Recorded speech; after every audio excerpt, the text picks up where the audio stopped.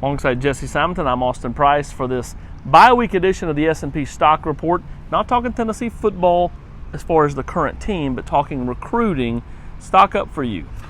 15 commits. Obviously, the class is kind of taking a pause a little bit with this 1-3 start. And yet, Tennessee, I think the staff, their evaluations on some guys that they have in this class, thus far through 4 games, high school football, it looks like it's panned out. Jimmy Callaway scoring touchdowns each week, also playing a little bit of defense. Your guy, Jalen Hyatt, you're getting texts every week. Dutch Fork, he's finding the end zone a bunch of times. And even a guy like, Spraggins, you've seen some other schools kind of come calling for him because for East St. Louis, he's had a nice start to his senior season, physical presence on the offensive line. So at least their early eval, some of the summer guys they bet on, Clemson, South Carolina, they weren't there for Jalen Hyatt. Tennessee was. Obviously the Vols got in early on Callaway. Now you have Georgia maybe, at least intrigued and Kentucky. there. And Kentucky's coming on them hard. So you're seeing Tennessee, at least early on, those evals seem to have paid off. Yeah, especially with a guy like Hyatt. Committed to Virginia Tech, you flip him. Now Alabama's come calling here recently, wanting to add more speed as they potentially will lose 3 this receivers. offseason. So, yeah. It does make some sense. And it's honestly a good look for this staff that they were in a lot of these guys early. Now, can they hold on and survive this 1-3 start, which could end up being worse with the schedule coming up? My stock up, I'm going to go in-state guys for now, just based off the fact that everything I continue to hear about Tyler Barron, Jay Hardy, all continues to seem to be positive. Now, if Tennessee continues down the road and sitting there at 1-6, maybe that changes. But as of now, Tyler Barron, in my opinion, still favors Tennessee. Jay Hardy still favors Tennessee. You'd like to get those guys in the boat, but both those guys are, they're taking their time, they're taking their visits. Especially Hardy, he's really wanting to take all 5 before he does anything. Tennessee, I think, has pushed him off on an official visit for the Georgia game. Going to wait until the end, get that last shot, just in case. Kind of like Amari Thomas. Yep, just in case things were to get dicey over the next month or so. Stock down for you. Stock down for me. I mean, it's just got to be the big fish, right? I mean, we're with the 1-3 start. Tennessee's not swimming in those waters right now to get the Darnell Washingtons and the Noah Sewells. Rakim Jarrett, I mean, look at what LSU and Joe Burrow and those receivers are doing. Jamar Chase, Terrence Marshall, those just like Rakim Jarrett were 5-star receivers who are now actually catching passes at LSU, something that hadn't been a thing that's been happening in recent memory in Baton Rouge. So Tennessee's going to have to start winning some football games for them to actually get in, play with those guys. Now they may visit.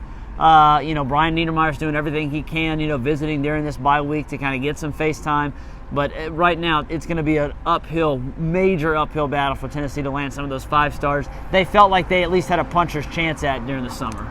Yeah, I think they had more than a puncher's chance of landing at least one of those 5 or 6 core guys that you're talking about, their upper echelon type players before this 1-3 start, and we'll see. I mean, again, right now, no traction. Going forward, who knows? You never know when this thing may flip around. For me, stock down is the fact that Tennessee don't have a lot of traction in recruiting in general. That's what happens when you lose to Georgia State. 3 stars, 5 stars. Your train's going down the track, and all of a sudden somebody pulls that brake, and and you come to a complete stop. They're just sitting on the tracks.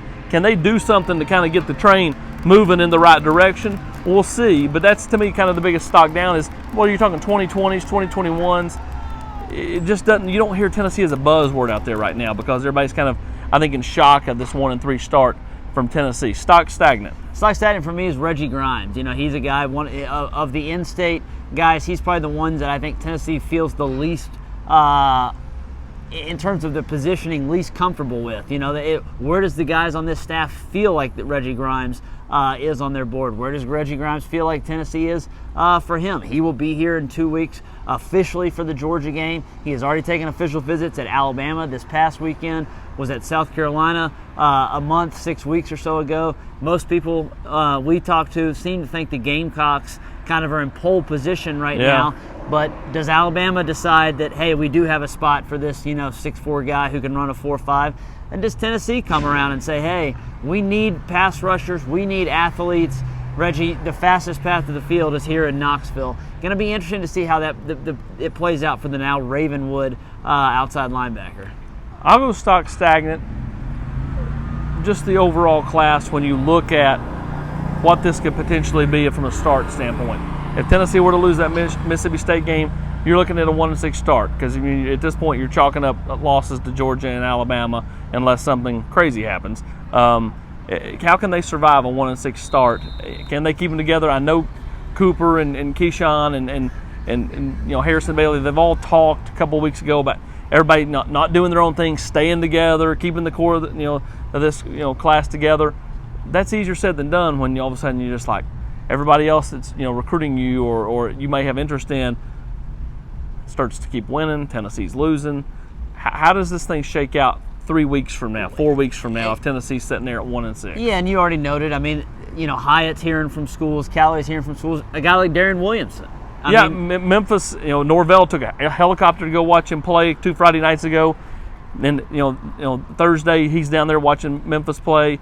In a Thursday night game, it's going to get dicey with some of these kids. I think you're going to have a couple that stay totally true, but it's smart, and Jeremy and them understand as a staff because as pointed out to me, if it was happening elsewhere, Tennessee coaches would be doing the same thing that these other staffs are trying to do to Tennessee. Yep, sharks around the minnows.